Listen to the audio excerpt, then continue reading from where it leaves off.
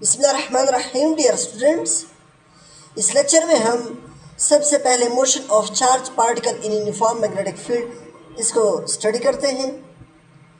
यहाँ से आप लोग देख लें, for a positive charge Q moving with the velocity v in a magnetic field of flux density B, the force acting on the charge is given by the expression F is equal to Q into V cross B। एक positive charge particle जो v velocity के साथ magnetic field के अंदर move कर रहा है, v velocity के साथ मूव कर रहा है, मैग्नेटिक फील्ड के अंदर है, और मैग्नेटिक फील्ड का जो मैग्नेटिक इंडक्शन है वो कैपिटल B के बराबर है। तो इस चार्ज के ऊपर कितना फोर्स अप्लाई होगा, वो Q into V cross B के बराबर होगा। याद रहे, Q is the charge of particle, V is the velocity of particle, charge particle, and B is the magnetic induction या strength of magnetic field, या जिसे हम magnetic flux density भी बोलते हैं। तो ये इक्वेशन आप लोग नोट कर लें, ये इसका वेक्टोरियल फॉर्म है। अगर आप क्रॉस को हटा दें, एरोस को हटा दें, तो ये Q V B sine theta N unit vector के बराबर आएगा। ये जो साइन थीटा है, जो एंगल है, ये V और B के दरमियान है, ठीक है। यानी चार्ज पार्टिकल के वेलोसिटी का डायरेक्शन और मैग्नेटिक फील्ड का डायरेक्शन, इन दोनों के दरमियान जो एंगल बनेगा वो हमारे पास साइन थीटा आएगा। अब हम मैक्सिमम फोर्स और मिनिमम फोर्स की बात करते हैं। Force is maximum when charge particle moves perpendicularly to the magnetic field। अगर मैग्नेटिक फील्ड B और चार्ज पार्टिकल की जो वेलोसिटी है, उन दोनों के दरमियान अगर एंगल 90 हो, साइन 90 1 के बराबर आता है, तो फोर्स जो है, ये इक्वेशन जो है, ये हमें मैक्सिमम वैल्यू देगा और वो होगा QVB। किस चीज़ के बराबर होगा? QVB, क्योंकि ये जो एरिया है साइन थीटा, ये साइन 90 दे देगा तो इससे 1 आ जाएगा।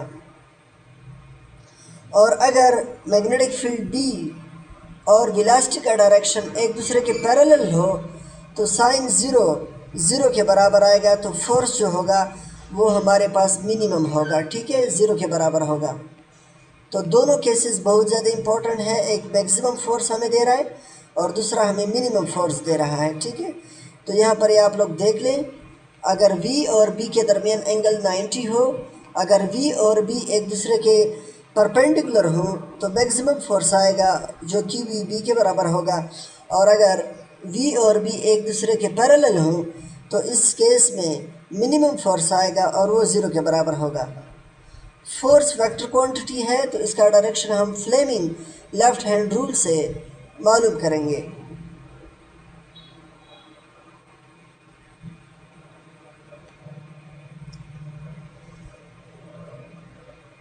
अब ये जो पैराग्राफ है, इससे आप लोगों को टेस्ट 1 में एक MCQs आया था, जो अभी मैं आप लोगों के साथ डिस्कस भी करता हूँ।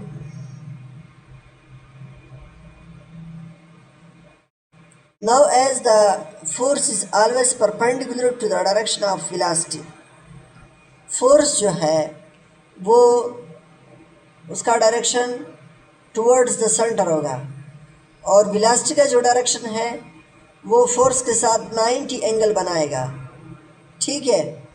तो इस केस में आप अगर देख लो, तो जो चार्ज पार्टिकल है वो सर्कुलर पाथ में मूव करेगा, ठीक है। Maximum maximum force is experienced by that charge particle. इस केस में V और B एक दूसरे के परपेंडिकुलर होंगे, ठीक है। V और B एक दूसरे के परपेंडिकुलर होंगे और साइन 90 1 के बराबर है। मैक्सिमम फोर्स इस चार्ज के ऊपर लगेगा जो QVB के बराबर होगा। Q क्या है? Charge of particle, charge on particle. V क्या है? इसकी वेलोसिटी है, जिस स्पीड के साथ ये जा रहा है। और B क्या है? मैग्नेटिक फ्लक्स डेंसिटी या मैग्नेटिक इंडक्शन। तो ये हमें बता रहा है कि जब चार्ज पार्टिकल वी वेलोसिटी के साथ मूव करता है तो इसके ऊपर जो फोर्स अप्लाई होगा वो इस वी के साथ 90 एंगल बनाएगा। कितना एंगल बनाएगा? 90 एंगल बनाएगा। ठीक है, तो ये आप लोग देख लो, ये लेट सपोज वेलोसिटी का डायरेक्शन है और ये फोर्स का डायरेक्शन है, तो दोनों एक दूसरे के साथ 90 एंगल बनाते हैं। और इस केस में जो पाथ फॉलो होगा चार्ज पार्टिकल की तरफ से वो सर्कुलर पाथ होगा। क्या होगा? सर्कुलर पाथ होगा। अब हम दूसरा केस स्टडी करते हैं जिसमें एंगल 90 ना हो, जिसमें एंगल 0 और 90 के बीच में हो, तो फिर ये सर्कुलर पाथ फॉलो नहीं करेगा, ये स्पाइरल पाथ फॉलो करेगा। ठीक है, और यही एमसीक्यूज आया था पेपर में। ठीक है, आई थिंक वहाँ पे 60 एंगल गिवन था कि एंगल अगर 60 हो तो फिर ये चार्ज पार्टिकल कौन सा पाथ फॉलो करेगा। तो वहाँ पे सर्कुलर था, स्ट्रेट था, स्पाइरल पाथ था, इस तरह के ऑप्शन गिवन थे।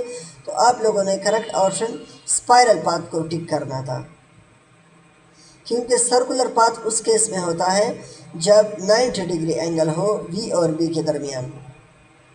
यहाँ पर एंगल ना 0 है और ना 90 है, इन दोनों के बीच में है। तो जब इन दोनों के बीच में होगा तो ये डायग्राम आप लोग देख रहे हो। ठीक है, ये इससे हम बोलते हैं स्पाइरल पाथ। ठीक है, हेलिकल पाथ। ठीक है, तो ये एंगल उस वक्त होगा जब ये पाथ जो है चार्ज पार्टिकल उस वक्त अडॉप्ट करेगा जब एंगल 0 से ग्रेटर हो और 90 से कम हो। और जब 90 होगा तो फिर ये सर्कुलर पाथ को फॉलो करेगा और मैक्सिमम फोर्स इस पे लगेगा।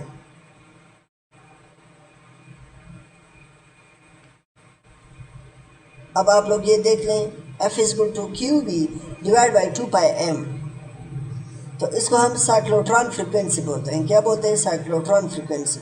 फ्रीक्वेंसी आप लोग जानते हो, नंबर ऑफ वाइब्रेशन या number of revolution per unit time.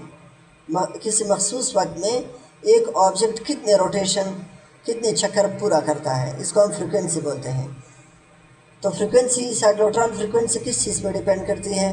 Charge पे, charge of particle, magnetic flux density पे और मास ऑफ चार्ज पार्टिकल पे।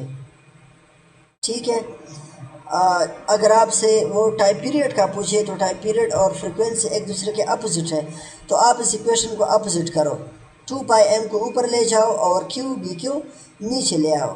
तो इस इक्वेशन को आप इसका आप रेसिप्रोकल ले लो तो ये आपको टाइम पीरियड का इक्वेशन दे देगा। ठीक है, अब हम charge to mass ratio of electron find करते हैं।